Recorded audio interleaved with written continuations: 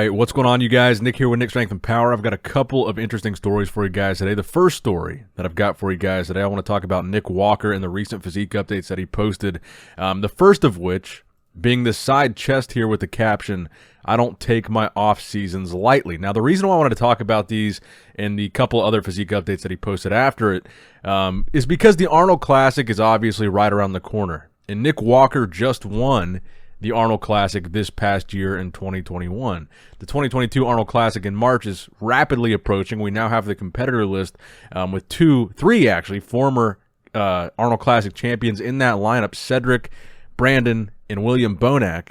But the reigning champ will not be the defending champ. Nick Walker, as you guys know, is not competing in this upcoming Arnold Classic. So I feel like these physique updates, being off-season photos, are a little bit of a warning shot to the competitors in the Arnold Classic this year, saying, hey, just because I'm not there at the Arnold does not mean I'm not working. And I feel like regardless of the outcome at the Arnold Classic 2022, a lot of people are going to be left wondering what would have happened if Nick showed up and defended his title. Would he have won? Would whoever wins have been able to beat Nick Walker? And then I think it raises the question as well, with Nick taking this extra time, and I'll show you guys this back double bicep and most muscular, which appears to be from the same photo shoot, also in some exceptional goon light.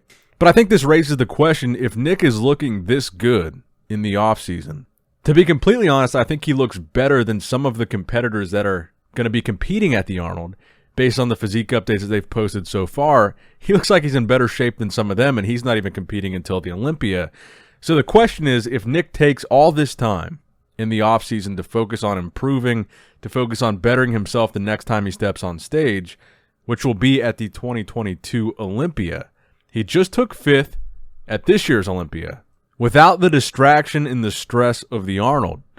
What kind of position does that put Nick in as far as being able to move up at the Olympia this coming year? Now, a lot of people already felt that Nick should have beaten Hunter. I know that was a big controversial placing with Hunter in 4th and Nick in 5th. So maybe Nick moves up to 4th. Could Nick crack the top 3 and push out Hadi Chupin? Could he knock off Brandon Curry? And these are the kinds of questions that we're going to have going into the Arnold Classic as we see how these guys look, especially Brandon Curry, who was just Olympia runner-up again. And of course, he's a former Mr. Olympia champion, a former Arnold Classic champion. His placing at the Arnold Classic will be, I think, a very important indicator for how the Olympia is going to go, because if Brandon doesn't win, to be honest, I think that puts a serious dampen on his momentum. But right now, Brandon Curry is my prediction to win the 2022 Arnold Classic. But anyway, Nick Walker looking insanely impressive, and it just makes me wonder, how many placings will he be able to move up for the 2022 Olympia, considering the fact that he's sitting out the Arnold Classic and he's looking like this in the offseason. Now, next up in the news, Dexter Jackson, a physique update from Dexter. A lot of you guys were sending me this one, significantly downsized version of Dexter Jackson, as he should be. Dexter Jackson enjoying his retirement, looking lean and mean and healthier than ever. As you guys know, Dexter Jackson retired after the 2020 Mr. Olympia, where he took 9th place. That was last year. And in this photo with Kevin Levrone at 52 years young, like I said, he looks better and healthier than ever from a health perspective. And granted, a lot of people were sending this to me saying, look how downsized Dexter is looking. And I think, again, as I've been saying the past several instances where we've seen downsized bodybuilders, we should be celebrating that. Bodybuilders that are getting older, especially 40 plus, especially inactive bodybuilders, and especially a retired bodybuilder, Dexter Jackson, we as fans shouldn't be putting the pressure on these guys to continue to look like a professional bodybuilder even after retirement. And for some of these guys, even during periods of inactivity, and then certainly in Dexter's case, into their 50s, Dexter has accomplished everything that you could possibly accomplish as a pro bodybuilder. He's won every title. He holds the record for the most titles won.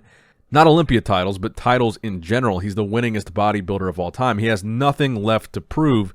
So like I've said when we saw a smaller version of Phil Heath, like I say when we see smaller versions of any of these guys, I think it should be celebrated. It should be encouraged. And like I said, we as fans kind of have an obligation.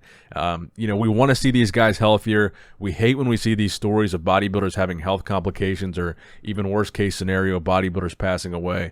So I think the least we can do is do our part to celebrate and encourage these guys that are clearly making an effort to downsize and be healthier. So shout out to Dexter the Blade Jackson, making 52 look like 35. Now, next up in the news, I want to talk about Carlos Thomas Jr., the overall champion at the recent 2021 NPC Nationals and the newest IFBB Pro Professional Bodybuilder. So a lot of speculation about what he's going to do as a pro. Is he going to compete in Men's Open? Is he going to compete in 212? Could he compete in Classic Physique? And in this recent interview that he did with Muscular Development, he actually says that on stage at Nationals, he weighed 220, so he was just above the cusp of heavyweight, making the super heavyweight class very narrowly. So a lot of people were speculating that because he was in the super heavyweight category, he wasn't going to be able to compete in 212, because I mentioned that in a previous video. Because of his shorter stature, I mean, it was very clear on stage that he was significantly shorter than many of the other guys on stage. And for that reason, I saw him more as a 212 guy. And he said in that interview, he hasn't ruled out competing in 212. Certainly, I think one of the bigger criticisms of his physique, in addition to a little bit more density and detail to his back, was that we would have liked to see him. He was in good shape. Make no mistake about that, but we would have liked to see him crisper, drier, and a little bit sharper. So you can make the argument that there is a little bit of wiggle room there for him to come in lighter on stage and potentially make it not unrealistic for him to make the 212 cutoff.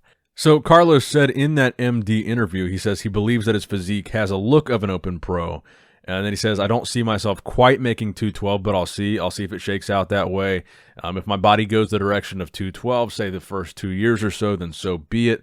But if it goes the direction of growing into being open, then that is the goal. And that is something that we've seen before from many of the greatest open pro bodybuilders right now. We saw it with William Bonac. He started in 212 and grew into the open class. We saw it with Hadi Chupin. He started in 212 and grew into the open class. We're hopefully still going to see it from Flex Lewis. He's going to switch from 212 to the open class this year, or next year, I should say. And look, Carlos is the talk of the bodybuilding world right now. A lot of people were really impressed with what he was able to do, the package that he brought, the physique that we had been seeing from him in these updates leading into the show, the crazy proportions, the crazy arms, the crazy legs, the wacky roundness and fullness that he brings. A lot of people are excited to see what he's going to be able to do as a pro. So what do you guys think? What do you think he's going to do when he starts his pro career? Personally, I think the second part of his statement is what the best route would be. Probably to start in 212, see how he does there, and kind of grow into Men's Open bodybuilding. Because I do think, while he's got this great talent for bodybuilding, he's got these great genetics, this great structure, this crazy roundness and fullness, he's got a great V-taper, small waist, all that good stuff. I think there is definitely still some refinement that needs to be made of that physique, and maybe that could be what he, learns and experiences and develops in the 212 class, while at the same time competing against elite caliber bodybuilders. Then maybe one day he could become like a Hadi Chupin, like a William Bonac, a dangerous, shorter, open pro. And that's kind of the route that I could see him going. Because if you really think about the most dangerous, shorter guys in Men's Open, the thing that they have in common is their conditioning is almost never off. They're very consistent, and their conditioning is top-notch. William Bonac and Hadi Chupin, two prime examples of that, and I think that is something that Carlos still needs to refine if he's going to be a successful open bodybuilder. But that's just my 2 cents. Let me know what you guys think in the comment section down below. But all right, guys, that's going to wrap it up for today's video. I hope you guys did, in fact, enjoy it. I hope you guys have a great Christmas Eve, a happy holiday, spend some time with your family. I'm probably going to take the rest of the weekend off unless something else major happens. But I hope you guys enjoy your holiday. Have a great weekend. I love you guys. Appreciate you guys. Subscribe if you haven't already. Give the video a thumbs up. Nick Strength and Power, signing out.